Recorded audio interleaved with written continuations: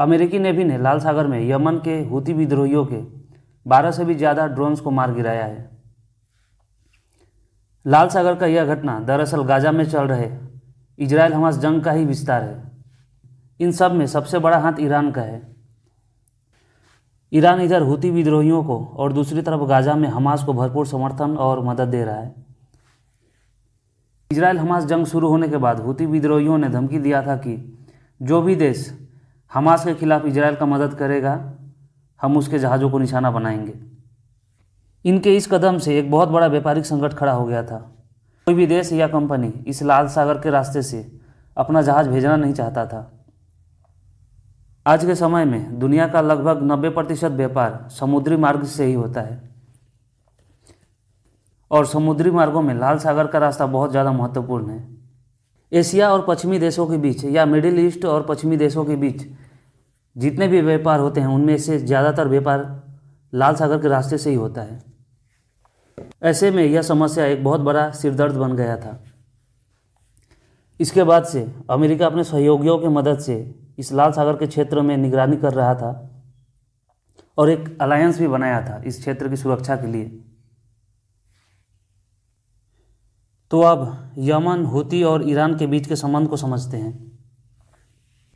2014 में यमन में गृह युद्ध का शुरुआत होता है और इसका कारण था शिया सुन्नी विवाद, जो बहुत पहले से चला आ रहा था।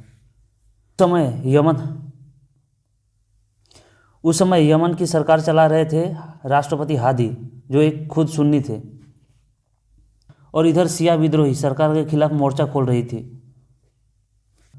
और इसी समय यानी कि सिविल वॉर के समय यमन की सेना के 2 टुकड़े हो जाते हैं और एक टुकड़ा जो कि हूती अलगाववादियों का था वह दक्षिण में कब्जा कर लेता है।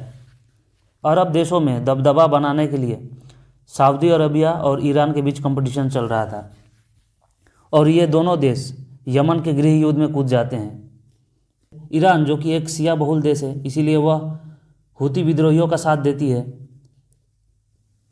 और सऊदी अरब जो कि एक सुन्नी बहुल देश है, वह यमन सरकार का साथ देता है। देखते ही देखते हूती विद्रोहियों का देश का एक बड़े हिस्से पे कब्जा हो जाता है और 2015 में हूती विद्रोहियों ने यमन सरकार को देश से ही निकाल दिया।